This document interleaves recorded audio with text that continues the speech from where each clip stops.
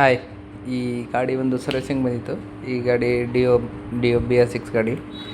ಈ ಗಾಡಿನಲ್ಲಿ ಏನು ಪ್ರಾಬ್ಲಮ್ ಅಂದರೆ ಗಾಡಿ ಪಿಕಪ್ ಇಲ್ಲ, ಮೈಲೇಜ್ ಇಲ್ಲ, ಆ ಥರ ಎಲ್ಲ ಪ್ರಾಬ್ಲಮ್ ಇತ್ತು. ಗಾಡಿ ಒಂದು ಚೂರು ಓಡ್ತಾನೆ ಇಲ್ಲ, ಗಾಡಿ ಕರೆಕ್ಟಾಗಿ ರೈಸ್ ಆಗೋಲ್ಲ, ಗಾಡಿ ಎಲ್ಲ ಆಫ್ ಆಗುತ್ತೆ, ಆ ಥರ ಎಲ್ಲ ಪ್ರಾಬ್ಲಮ್ ಇತ್ತು.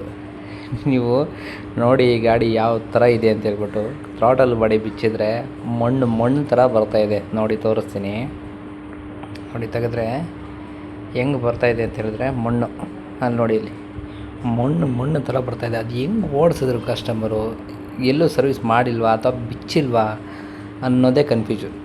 ನೋಡಿ ಸ್ವಲ್ಪ ಹಿಂಗೆ ಸುಮ್ಮನೆ ಹಾಕಿ ತೆಗೆದ್ರೆ ಮಣ್ಣು ಥರ ಬರ್ತಾಯಿದೆ. ಈ ಥರ ಗಾಡಿ ಇದ್ದರೆ ಎಲ್ಲಿಂದ ಮೈಲೇಜ್ ಬರುತ್ತೆ, ಎಲ್ಲಿಂದ ಪಿಕಪ್ ಬರುತ್ತೆ ಗಾಡಿಗಳು ಅಲ್ವಾ?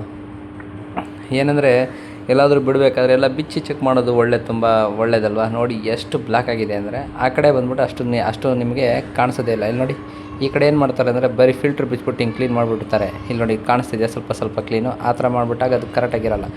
ಈ ಕಡೆ ಫುಲ್ ಥ್ರಾಟಲ್ ಬಾಡಿ ಬಿಚ್ಚಿಬಿಟ್ಟು ಇದು ಪೆಟ್ರೋಲ್ ಫಿಲ್ಟ್ರು ಎಲ್ಲನೂ ಬಿಚ್ಚಿ, ಏರ್ ಫಿಲ್ಟ್ರು ಎಲ್ಲನೂ ಬಿಚ್ಚಿ ಎಲ್ಲ ನೀಟಾಗಿ ರೆಡಿ ಮಾಡಿದ್ರೆ ಮಾತ್ರ ಗಾಡಿಗಳು ನೀಟಾಗಿರುತ್ತೆ, ಇಲ್ಲಾಂದರೆ ನೀಟಾಗಿ ಬರೋಲ್ಲ.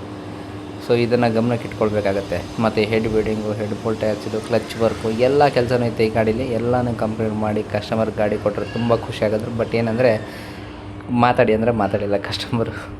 ಸರಿ ಅಂತೇಳ್ಬಿಟ್ಟು ನಾವು ಸುಮ್ಮನಾದ್ವಿ. ಮಾತಾಡಲ್ಲ ಅಂತ ಹೇಳಿದ್ಮೇಲೆ ಇನ್ನೇನು ಹೇಳೋಕ್ಕಾಗಲ್ಲ, ಅದಕ್ಕೋಸ್ಕರ ಹಾಗಾಗಿ ಏನು ಫೋರ್ಸ್ ಮಾಡೋಕ್ಕೆ ಹೋಗಿಲ್ಲ. ನೋಡಿದ್ರೆ ಎಲ್ಲ ಫುಲ್ಲು ಕೆಲಸ ಆಯಿತು. ಈ ಥ್ರಾಟಲ್ ಬಾಡಿನಲ್ಲಿ ಎಷ್ಟು ಏನಂದರೆ ಅಯ್ಯೋ, ಈ ಥರ ಗಾಡಿಗಳು ಇಟ್ಕೊಂಡಾಗ ಗಾಡಿಗಳ ಮೈಲೇಜ್ ಬರೋಲ್ಲ. ಏನಂದರೆ ಸರ್ವಿಸಿಂಗ್ ನೀಟಾಗಿ ನೋಡೋಕ್ಕೋಗ್ಬೇಕು. ಬಾಬಾ ಅವರು ಅಕಸ್ಮಾತ್ ಅವರು ಶೋರೂಮಲ್ಲಿ ಅಲ್ಲಿ ಇಲ್ಲಿ ಬಿಡ್ತೀನಿ ಅಂತಾರೆ, ಅವರು ಬಿಚ್ಚಲ್ಲ. ಬಿಚ್ಚದೇ ಇದ್ದಾಗ ಈ ಥರ ಪ್ರಾಬ್ಲಮ್ ಆಗುತ್ತೆ, ಏನು ಮಾಡೋಕ್ಕಾಗಲ್ಲ. ಸೊ ಯಾವಾಗ ಈ ಥರ ಕೆಲಸಗಳು ಮಾಡ್ತೀವಿ, ಆವಾಗ ವೀಡಿಯೋಗಳು ಹಾಕ್ತೀವಲ್ಲ, ಆವಾಗ ಕಸ್ಟಮರ್ ಹುಡ್ಕೊಂಬರೋ ಸಹಜ. ಅಂದರೆ ಆವಾಗಲೂ ಅಷ್ಟೇ, ನಾವು ನೀಟಾಗಿ ಕೆಲಸ ಮಾಡಿಕೊಟ್ರೆ ಗಾಡಿಗಳು ನೀಟಾಗಿರುತ್ತೆ, ನಾವು ಮಾಡೋ ಕೆಲಸಕ್ಕೂ ನಮಗೊಂದು ಸಮಾಧಾನ ಇರುತ್ತೆ.